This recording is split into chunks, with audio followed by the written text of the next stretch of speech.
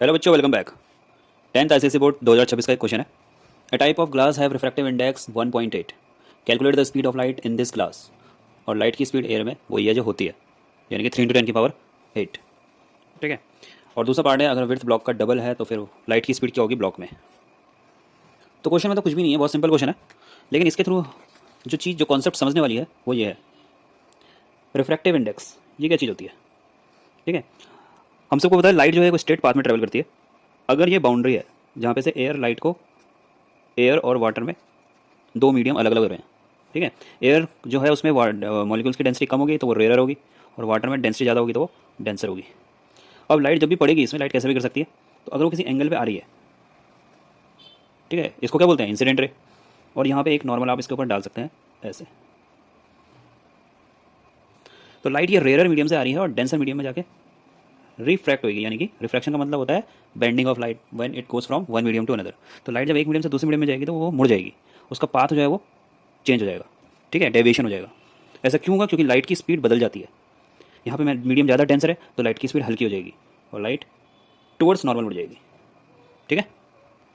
उसी तरीके से अगर लाइट डेंसर से रेयर में आ रही होती तो वो अवे फ्रॉम नॉर्मल जाती, ठीक है, अगर वाटर से एयर में आ रही होती।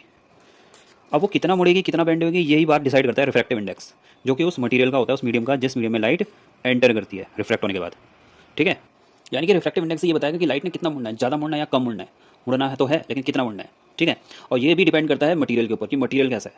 मटेरियल जितना ज़्यादा डेंस होगा, जाहिर सी बात है मीडियम में लाइट उतनी ज़्यादा मुड़ेगी, बेंड होगी, उतनी स्लो जाएगी, ठीक है। अब अगर ये बाउंड्री है, ये एक मीडियम है 1 और ये दूसरा मीडियम है 2, और लाइट यहाँ पे बेंड हुई है, तो यहाँ पे एक रिफ्रैक्टिव इंडेक्स इस मटेरियल का, जैसे कि हम न्यू 2 लिख रहे हैं, और इसका न्यू 1, इन दोनों का जो रेशियो होता है उसको क्या पढ़ेंगे, सेकंड का refractive index with respect to first, second का विद रिस्पेक्ट टू फर्स्ट, ठीक है। यानी कि बात सेकंड की ही हो रही है यहाँ पे, पर किसकी रिस्पेक्ट में लिखा जा रहा है, फर्स्ट की, ठीक है। तो न्यू 2 अपॉन न्यू 1, यानी कि 1 न्यू 2, ऐसे भी लिख सकते हो। अब अगर लाइट की स्पीड यहाँ पर सी है एयर में मान लो नॉर्मली, और यहाँ पे वाटर में गई है, ये ग्लास है, उसमें लाइट की स्पीड कुछ और है वी,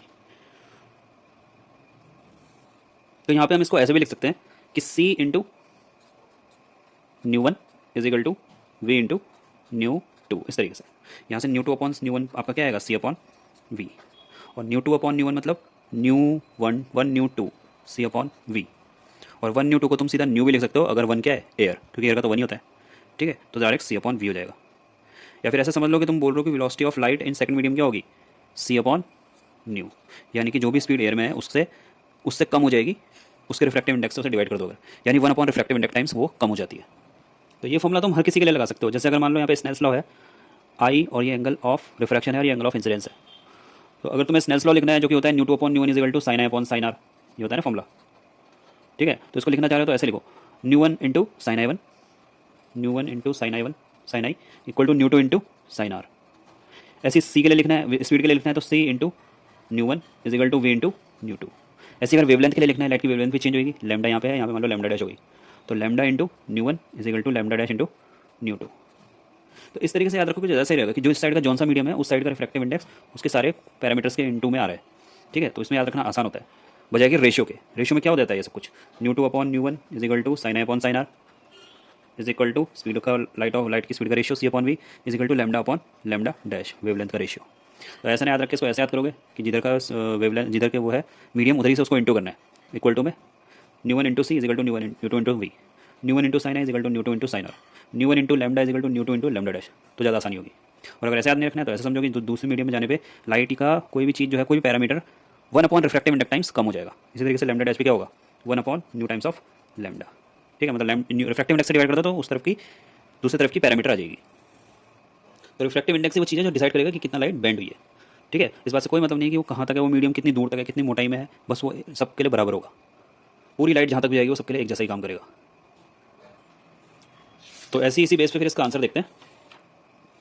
क्या बोल रहा है, ग्लास है उसका रिफ्रैक्टिव इंडेक्स तुमको दे रखा है, तो रिफ्रैक्टिव इंडेक्स तुम्हें दे रखा है यानी कि 1.8। अगर सिर्फ लिखा है कि ग्लास का रिफ्रैक्टिव इंडेक्स है, इसका मतलब विद रिस्पेक्ट टू एयर वो ऑटोमेटिकली हो गया, ठीक है। लाइट क्योंकि एयर से ग्लास में गई होगी ना बेंड होके, तो ऑटोमेटिकली एयर को तुमने उसके रिस्पेक्ट में बोल दिया है। तो यानी कि न्यू जो है ग्लास के लिए दे रखा है with respect to air direct, ये एयर है और ये ग्लास। एयर में स्पीड है सी और ग्लास में है वी, तो कैसे करोगे, हमें एक ग्लास में ही स्पीड निकालनी है, तो क्या होगा, V into mu G is equal to C into mu A, ऐसे लिखोगे ना। इसका refractive index into speed of light, इसका रिफ्रैक्टिव इंडेक्स ग्लास का into speed of light in glass. तो हमें तो mu G upon mu A पता है, ग्लास का रिफ्रैक्टिव इंडेक्स वो क्या होगा, सी अपॉन वी, या फिर सिंपली इसे mu is equal to C upon V बोल लो, या फिर डायरेक्टली ऐसे याद रख लो V is equal to C upon refractive index. ठीक है, बस वैल्यू डालो और आंसर। एयर में कितनी स्पीड है, 3 × 10⁸ divided by refractive index glass का कितना है 1.8, पॉइंट हटाओ 30 हो जाएगा। कितने से आ रहा है, 3 × 10 = 30, 3 × 6 = 18, 2 × 5 = 10, 2 × 3 = 6, 5/3 × 10⁸, या फिर 1.2 × 10⁸ मीटर पर सेकेंड। 1.6 होएगा, 1.6 × 10⁸ मीटर पर सेकेंड। 1.666 जाएगा पर 1.6 ले लिया है। ठीक है, और सेकंड पार्ट में पूछा है कि अगर ब्लॉक की जो विड्थ है वो डबल कर दी जाए तो क्या होगा स्पीड ऑफ लाइट पे। तो अभी मैंने तुम्हें क्या बताया कि अगर जो रिफ्रैक्टिव इंडेक्स है ये डिसाइड करता है कि लाइट कितनी मुड़ेगी, कितनी बेंड होगी, अवे फ्रॉम नॉर्मल जाएगी तो कितना जाएगी, या टुवर्ड्स नॉर्मल होगी तो कितना जाएगी। जब रेयर से डेंसर जा रही होगी तब टुवर्ड्स नॉर्मल जाएगी, जब डेंसर से रेयर जा रही होगी तो अवे फ्रॉम नॉर्मल हो जाएगी। पर मीडियम कितनी दूर तक फैला हुआ है, कितना ज़्यादा, इस बात से कोई मतलब नहीं है, वो उतनी ही रहेगी जितना उसे मुड़ना होगा, वो एक कांस्टेंट होगी वैल्यू और वो फिक्स होगी पूरे मीडियम के लिए। तो इसका मतलब ब्लॉक की थिकनेस पे तो डिपेंड ही नहीं करेगा। तो मतलब इसका मतलब इसका आंसर क्या होगा कि स्पीड क्या रहेगी, सेम, क्योंकि वो ब्लॉक की थिकनेस पे डिपेंड ही नहीं कर रही है। ठीक है,